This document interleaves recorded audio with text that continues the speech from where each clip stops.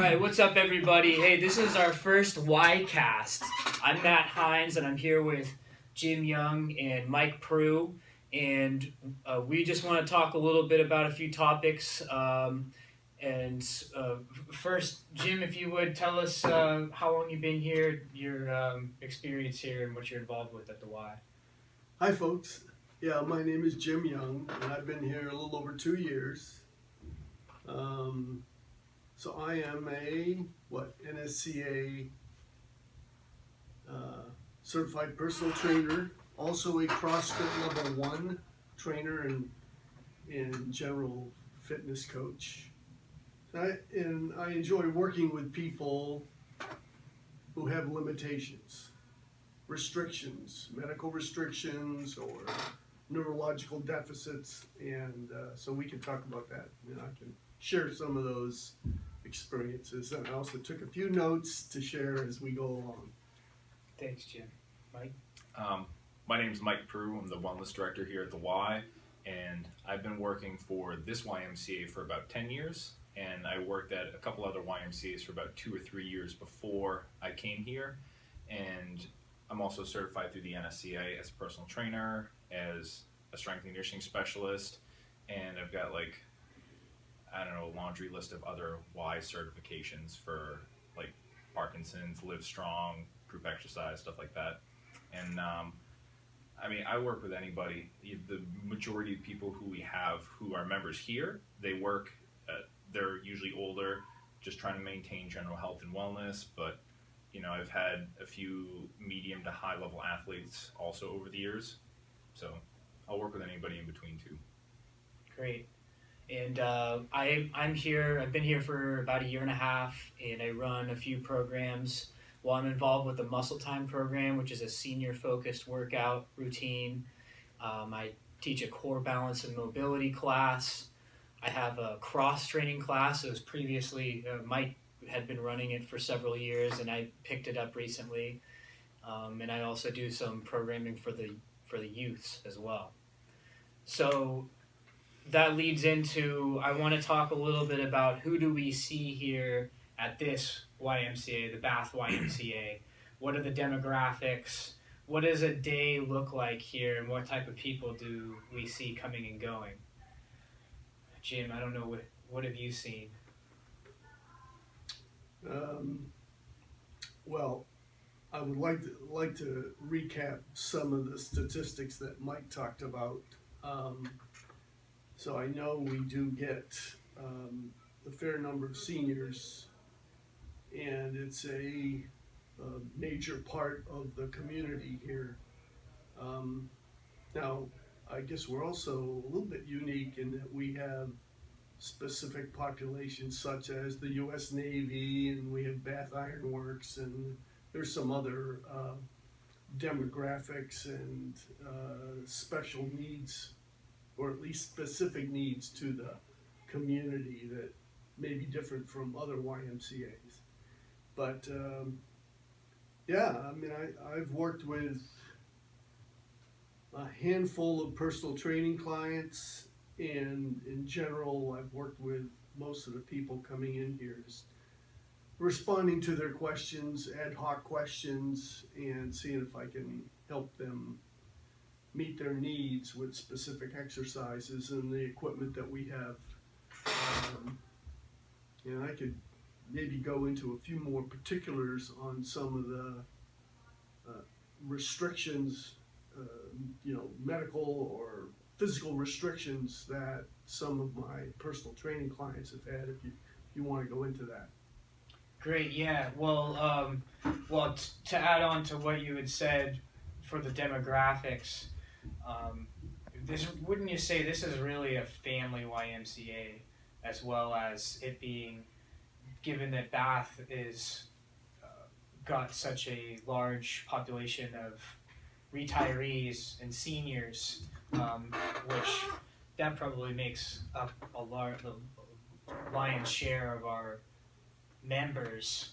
Well, I think two of the attractions are our swim program and our gymnastics program, so that draws young people in, right? And don't forget summer camp.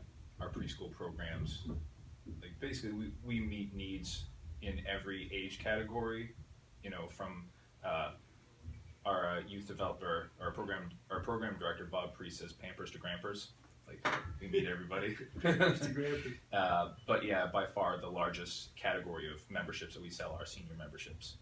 People 65 or older, and we just had a meeting about this yesterday. I guess the at least in the mid-coast area, which is about from Portland to maybe Camden or Belfast, the majority, two-thirds of the people who move here are retirees. So they're seniors, they're not bringing kids with them.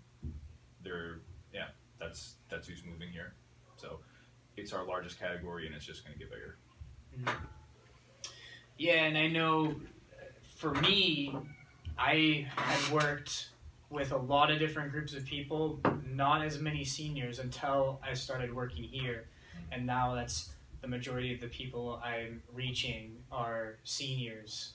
And I think that it's true for you guys too. Oh, you're from the Bay Area, so yeah, that's different than Maine. It certainly is, and well, also in Boston, it was a different demographic where I was. Oh yeah, for sure. But so this has been interesting, and I think that's something that we all have a shared experience is working with that demographic. So yeah, now Jim, I'd be interested to hear a couple of experiences or some of the experiences you've had working with these types of folks, and if you have any some success stories and what you find really has worked and how you've been able to connect with these folks. Yeah. Okay. So let me just talk a little bit about some of the restrictions I've seen that have kind of held people back from reaching their goals previous to when I started working with them. And I would say probably the most common restriction or limitation that the people I've worked with directly are knee problems. They've got bad knees, achy knees. They've had surgery on their knees. A couple of people have had new knees, right? They had a knee replacement. So helping them find ways to exercise to either regain the strength around their knee joint and then carry on with other exercises to help them, get a well-rounded exercise program. So, at least in our fitness room, with folks who are not lifelong athletes and they've got knee problems that they need to deal with, and they also want to just rebuild their general fitness.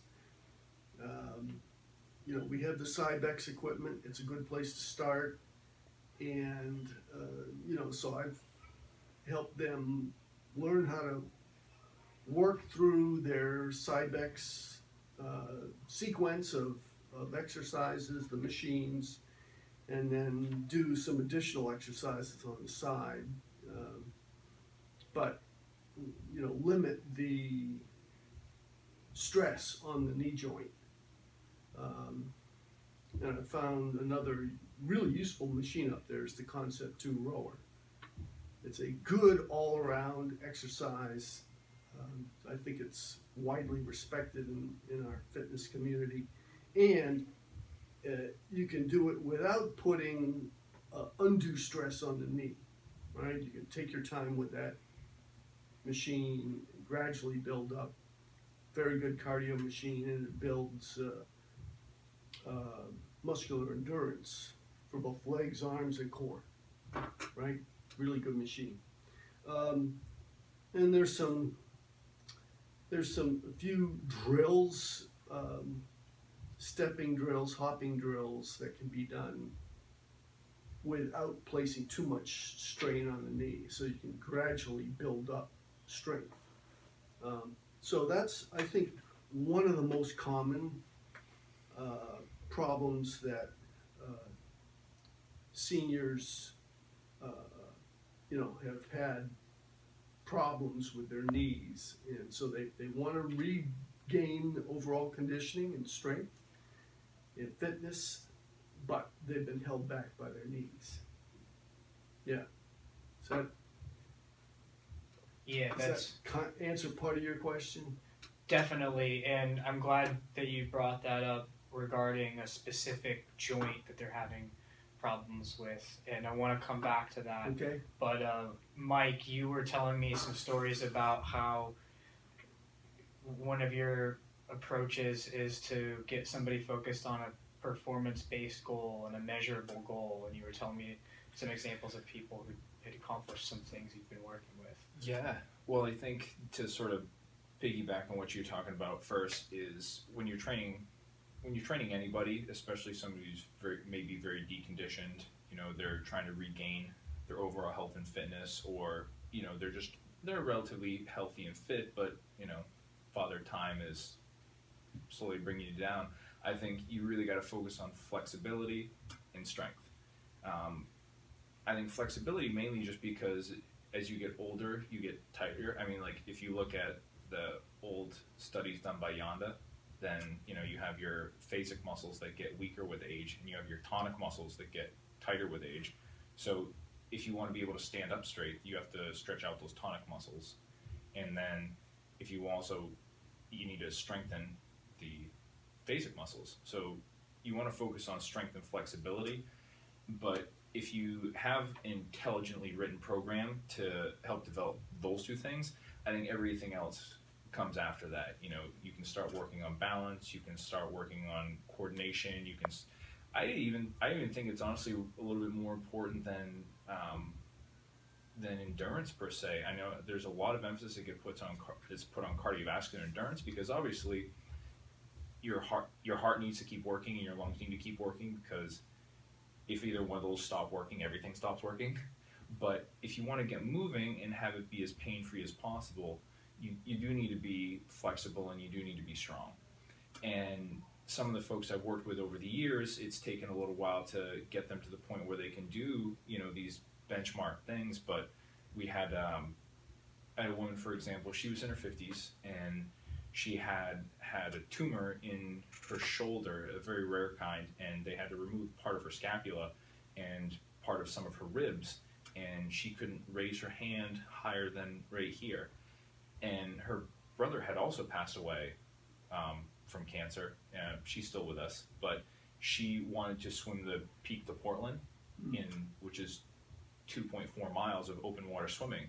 So if you can only lift your hand to right here, you got a long ways to go. And she was already in her 50s, but I think it was within about 18 months she could do this. And I saw her in the lobby actually the first day that she did her first full lap in the pool. She just had this like glow or this awe about her, and I could tell like something was different. I asked her what was up, and she said she swam her first proper freestyle lap in more than 2 years or so. And she wasn't like a big time swimmer back in the day either. Like she just got in her head like she wanted to swim Peaks to Portland. That was what she wanted to do. It was a big goal, and it happened. Yeah, I think that's a really good example of how you really can surprise yourself, and it's never too late to start a program. And I know that all three of us think pretty technically about the training, but I want to come back to a few of the points that you guys touched on. But I think another component of this that's really important for seniors that I have seen is just how important the community is. And when you're here with some of your friends, the socialization is really a huge factor. So, our muscle time class is pretty cool. It's Monday through Friday, 2 classes a week, and some of the classes are smaller than others, but the Monday, Wednesday, Friday crew, at 10 o'clock, there's always 12, 15, sometimes more people in that class. And I hope that myself, Joe, and Erica are doing a good job with that, and hopefully they come and are happy with what we're doing. But I think more than anything, they're coming because it's a time to get together with their friends. You know, I always look down at that class, and I always wish that that moving your job burned more calories because they'd be so much fitter. Yeah, but and they'll get a little bit of work, and they pretty much tell you what they're gonna do. But at the same time, I think just for the mind body connection, with that, what I see in that class has really taught me a lot about what is really the value of a place like the YMCA and what it can be. Not a lot of gyms have that kind of open class structure like that, and I think if we can give, that class is interesting. You gotta balance and the same goes for really anybody you're working with in personal training. It's the same thing. It's balancing the socialization with also the fitness and the coaching aspect of it. I think pickleball. We have pickleball here at the Y, and also at our branch at the Landing, and it fits right in with that socialization. It's also one of the.